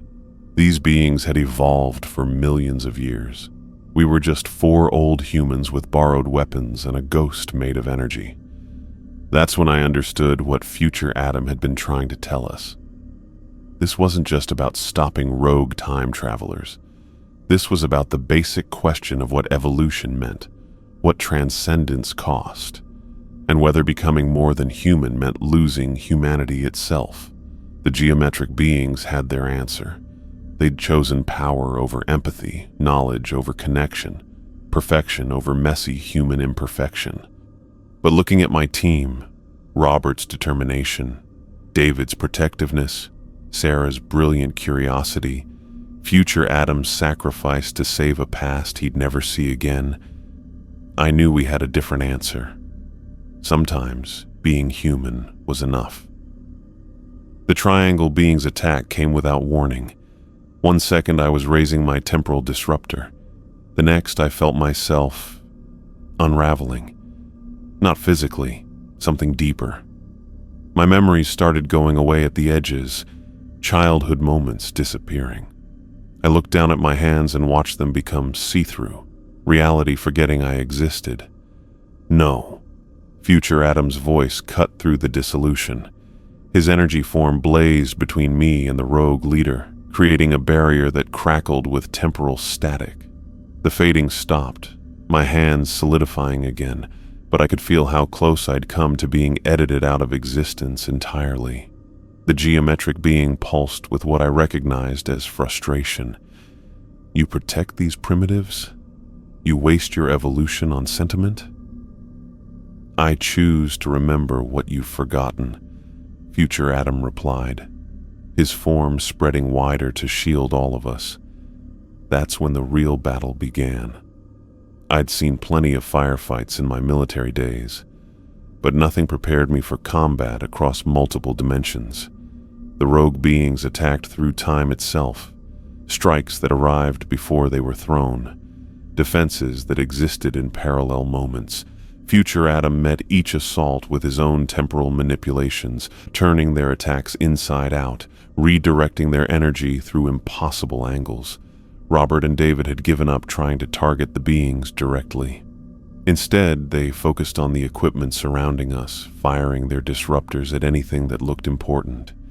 Each hit caused explosions that didn't follow normal physics, blasts that expanded backwards through time, shrapnel that aged to dust before impact, flames that burned in colors I didn't have names for. "Keep hitting the machinery," Robert shouted over the chaos. "If we can't hurt them, we'll destroy their toys." A control panel near David erupted in sparks that formed geometric patterns before dissolving. The explosion sent him stumbling back, but he kept firing, his security instincts overriding any confusion about the impossible physics around us. Sarah had found shelter behind an equipment bank, her scanners working overtime in spite of the interference. She looked up at me with wide eyes behind her glasses. "Michael, I'm reading tens of thousands of timeline signatures in their databases. They're not just watching alternate histories. They're creating them, experimenting on human consciousness across every possible variation." The Klein bottle being flowed past our defensive position, and I caught fragmented images from its presence. Earth after Earth, each with humanity developing differently. Some worlds where we never invented writing, others where we achieved spaceflight in ancient Egypt. Timelines where consciousness evolved through cybernetics, through biological manipulation, through pure meditation. Each one created, studied, and thrown away. "My God," I breathed. "They're using our entire species as a laboratory." The triangle being, the rogue leader, came back together near the black sphere Future Adam had pointed out as the temporal anchor. Its communication hit us all at the same time. "You understand so little. We seek the best path for consciousness evolution. Every timeline we create provides data. Every variation teaches us about the nature of awareness itself. When we find the perfect sequence, we will go beyond even our current forms." "By murdering billions of potential beings," I shot back, firing my disruptor at a nearby console. The weapon's discharge carved through equipment that existed in 7 dimensions at once. Not murder, experimentation. You would do the same if you understood the prize. Evolution beyond the limits of linear time. To exist in all moments at the same time. To experience every possible version of consciousness at once. Future Adam's shape blinked as he blocked another attack. They want to absorb the collective experiences of all possible human futures. To become beings of pure knowledge, existing across every timeline. The third being, the one made of angles, joined the battle directly. It hit our temporal shield, and Sarah's stabilizer made a loud noise in protest. Sparks flew from the device as she fought to maintain our bubble of normal space-time. "I can't hold this much longer," she warned. That's when Future Adam made his choice. He pulled his energy form together, condensing from a protective shield into something more focused, more intense. The light he generated became almost solid, and I realized what he was about to do. Adam, no. This is the only way, he said, his voice carrying harmonics that made the air vibrate. Their temporal apparatus requires massive energy to maintain. If I destabilize it, you'll burn yourself out completely, Sarah finished, understanding the physics faster than the rest of us. You won't just dissolve, you'll cease to exist across all timelines. Future Adam's shape pulsed with something like a smile. I died once to preserve the timeline. I can do it again. He moved before any of us could object, flowing toward the massive crystal structure at the chamber's heart. The rogue beings realized his intent and came at him, their attacks becoming desperate. But future Adam had put everything into this final action. He hit the time machine like a living bomb. The explosion wasn't just light and sound, it was time itself coming apart. Past, present, and future crashed together in a wave of impossible colors. I watched the crystal structure crack, breaks spreading through dimensions I couldn't name. The geometric beings screamed in sounds that broke equipment throughout the chamber, their perfect shapes twisting as their experiments fell apart. "Move!" Robert bellowed. "Everyone out, now!" But I couldn't look away from future Adam. His energy form was burning from the inside out, consuming itself to power the apparatus's destruction. Through the bright light, I saw him looking at me one last time. "Remember," he said, though his voice was already fading, "the future isn't fixed, it's chosen." Then he was gone. Not disappeared, not dissolved, gone in a way that left an empty space in reality itself. The rogue beings were screaming now, their geometric shapes losing structure as their base fell apart around them. The triangle leader struck out wildly, but its attacks had no focus. The careful control that let them manipulate time was breaking along with their equipment. David grabbed my arm, pulling me toward the exit. "We need to go. The whole place is coming down." The hallway we'd entered through was twisting, walls flowing like water as the facility's impossible architecture failed. We ran through passages that changed direction with each step, past rooms that existed in different centuries at the same time. Behind us, the destruction spread like a virus through the structure's timeline. Sarah stumbled, her equipment slowing her down. Robert and I grabbed her arms, half carrying her through a doorway that tried to become a window halfway through our passage. The geometric being's screams followed us, but growing weaker, more distant. "There!" David pointed to a rectangle of normal daylight ahead, the entrance we'd come through still somehow stable. We burst out into Nevada sunlight just as the final collapse began. The pyramid structure folded in on itself, each surface trying to exist in a different moment. The geometric beings were caught in the implosion, their evolved forms unable to maintain coherence without their technological anchors. I turned back to see the rogue leader making one last attempt to escape, but the temporal vortex future Adam had created was too strong.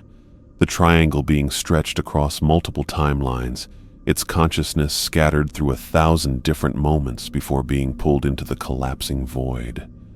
The vortex sealed with a sound like existence itself, sighing in relief. Where the impossible pyramid had stood, only disturbed sand remained. No trace of the structure, the rogue faction, or future Adam's sacrifice.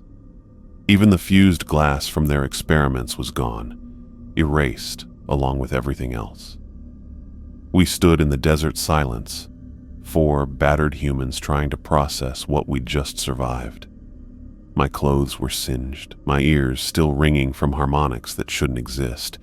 Sarah's equipment was fried, David's tactical gear was torn, and Robert had a cut on his forehead that bled normal red blood. "Is it over?" Sarah asked, her voice small. I looked at the empty space where future Adam had made his final stand. The timeline felt stable, solid in a way it hadn't since the rogue faction began their experiments. Whatever damage they'd done, Adam's sacrifice had fixed it. "Yeah," I said. "It's over." We helped each other back to the vehicles, moving like people waking from a dream. Or a nightmare. The Humvees started normally, their temporal shielding flickering once before, shutting down permanently. We wouldn't need it anymore. The drive back to Area 51 passed in exhausted silence, each of us processing the impossible in our own way. We'd faced beings evolved beyond human comprehension, fought a battle across multiple dimensions, and watched a friend sacrifice his existence to save timelines we'd never see. As the familiar buildings of Area 51 came into view, I found myself thinking about future Adam's final words. The future wasn't fixed, it was chosen. Every day, in every decision, humanity was choosing its path forward. The rogue faction had tried to force that choice, to find a shortcut to transcendence by experimenting on consciousness itself. But maybe the journey mattered as much as the destination. Maybe humanity needed to make its mistakes, suffer its catastrophes, and find its own way to evolution. We pulled into the motor pool as the sun began setting, painting the desert in shades of gold and red. Normal colors, following normal physics, in a world that would continue its normal path through time. It was the most beautiful thing I'd ever seen. The dust hadn't even settled where the pyramid had been, and already my hands were shaking. Not from fear or adrenaline. Those had burned out somewhere between watching future Adam sacrifice himself and stumbling back to the Humvees. No, this was something else. Something heavier. I stood 20 feet from the vehicles, staring at the leather-bound journal in my hands. Future Adam had pressed it into my grip during those final moments in the collapsing facility, his energy form blinking as he transferred it directly into my possession. A duplicate of the original, he'd said, but more than that. Enhanced. Expanded. Complete. Behind me, I heard Robert organizing our leaving. His voice carried that same commanding tone I'd known for decades, but something was off. The urgency was wrong. Too casual for someone who'd just fought beings from the year 50,000. "Thompson, check the vehicles for damage. Williams, pack up any salvageable equipment. Anderson, you coming?" I turned to see my team moving with practiced efficiency, but their faces showed only normal exhaustion. No shell-shocked expressions, no thousand-yard stares from witnessing impossible geometries and temporal warfare. They looked like they'd just finished a difficult but conventional field exercise. "Yeah," I called back. "Give me a minute." Sarah looked up from her equipment case, and for a moment, I thought I saw recognition in her eyes. Then she blinked, and it was gone. She returned to packing with the same careful movements she'd use after any mission. The realization hit me hard. They didn't remember any of it. I looked down at the journal again, running my thumb across its worn leather cover. Future Adam's final gift came with a price. Not just his existence, but my isolation. He'd protected them from the memory of what we'd faced, keeping their minds safe from paradoxes that could have driven them mad. But he'd left me aware, alone with the truth. The drive back to Area 51 confirmed my suspicions. Robert complained about the wild goose chase we'd been sent on, grumbling about brass making them check out power changes that turned out to be nothing. David mentioned something about desert mirages playing tricks on the instruments. Sarah had a theory about electromagnetic problems causing false readings. None of them remembered the geometric beings, the impossible architecture, future Adam's sacrifice. I sat in the back of the Humvee, the journal hidden inside my jacket, and played along, nodded at the right moments, agreed that headquarters had wasted our time, all while feeling 13,000 years of future history pressing against my ribs. Back at base, I filed my report in Robert's office while he poured himself coffee from a pot that had probably been brewing since morning. The familiar bitter smell brought me back to the present moment. "So, what do you think caused those power readings?" he asked, settling behind his desk. I kept my voice steady. "Solar flares, maybe. Sarah mentioned the magnetic interference was consistent with increased solar activity." Robert scanned my report. 2 pages of technical nonsense about atmospheric distortions and equipment malfunctions. Well, at least we got Thompson and Williams back for a reunion. Been too long since the old team worked together. Yeah, like old times. He signed off on the report without another question. Why would he? As far as Robert Miller knew, we'd driven into the desert, found nothing, and driven back. A waste of fuel and man-hours, nothing more. I went back to my room and locked the door. Only then did I let myself really look at Future Adam's journal. The original entries were all there. Adam's careful notes about humanity's future, the climate wars, the changes to our species. But mixed throughout were new parts, written in energy rather than ink, only visible when I turned the pages toward light. Future Adam's additions weren't predictions or warnings. They were explanations, background for what I'd seen, details about the rogue group's experiments and how they failed, proof that the timeline had been fixed, that humanity's path forward stayed the same even after their interference. And on the last page, a message just for me. "Michael, you're the only one who knows now. The others can't remember without risking problems. You have to decide what to do with this information. The timeline is stable, but fragile. One word to the wrong person, one secret told too soon, and everything Adam saw could fall apart. Choose carefully. The future depends on it."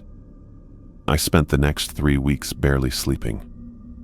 The journal sat on my desk like a loaded weapon, its pages holding information that could reshape human civilization.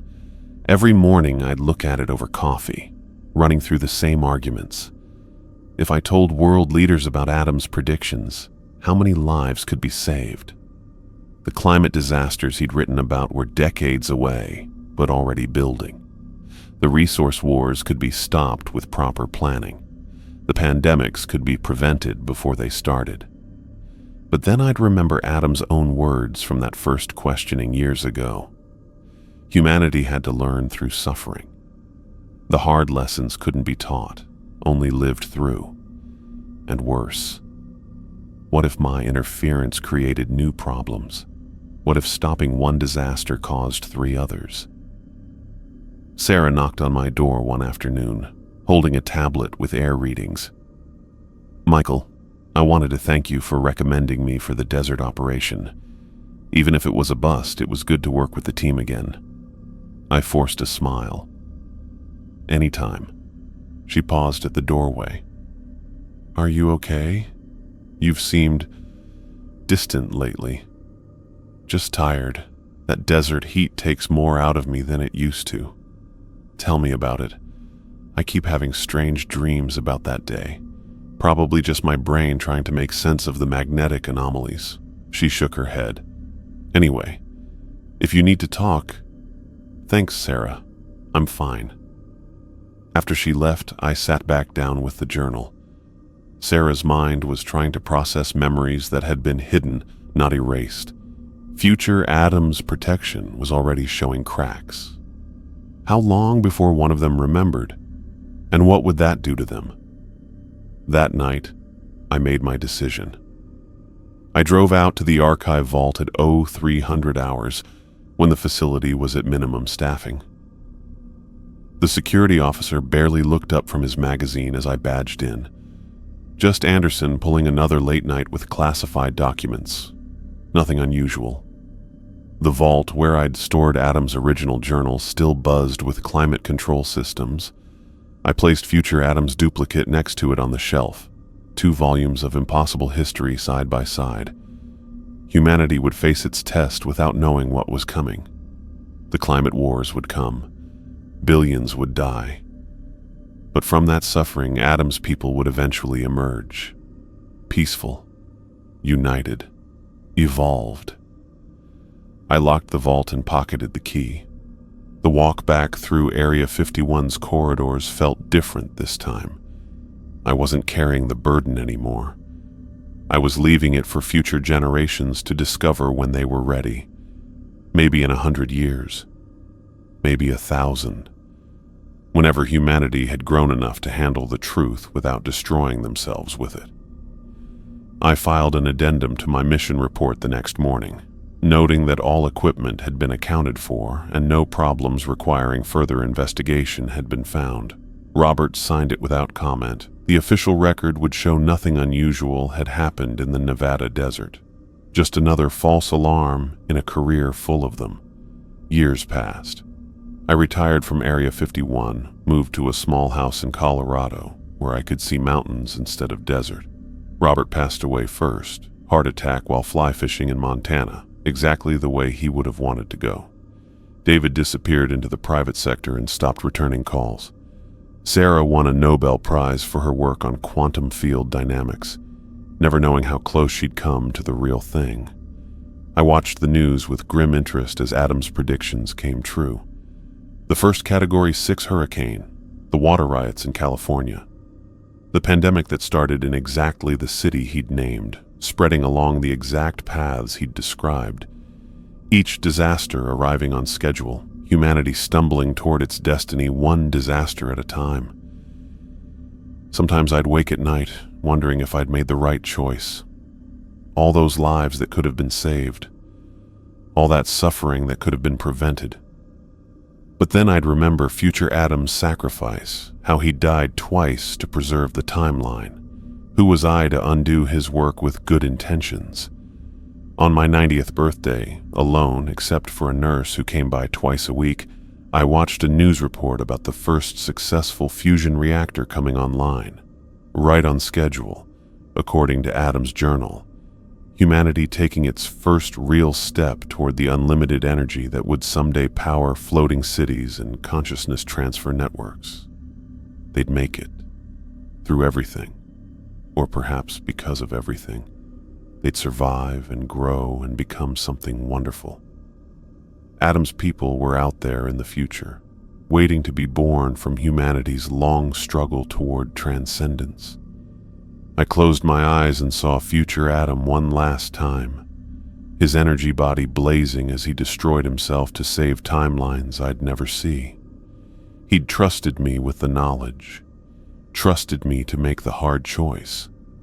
The future wasn't fixed, it was chosen, and I'd chosen to let humanity choose it for themselves.